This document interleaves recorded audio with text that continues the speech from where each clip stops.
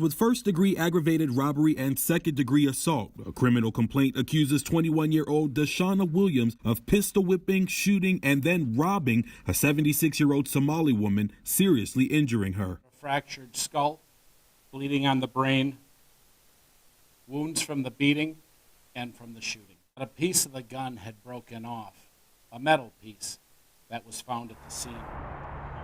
It happened along 22nd Street East in the Phillips neighborhood on January 2nd. Minneapolis police say the victim returned home to her apartment after withdrawing $900 from an ATM. Williams allegedly followed her into the building, where she then assaulted the woman and took her purse with the money inside. 4 days later, Minneapolis police arrested Williams at her Brooklyn Park home, where they also found the gun used in the attack. In an interview, Williams confessed to the shooting and the beating of this woman. Minneapolis police say Williams admitted to the crime, which police say was based on opportunity and vulnerability. The immigrant population historically has been a vulnerable population. We know that this community is under attack from many different groups. Those who live in the neighborhood say violent attacks like these have become all too common. It's sad because it's too much violence. It's become the norm, unfortunately. I mean, and that's the sad part. You hear about it and it's like it's probably going to happen again.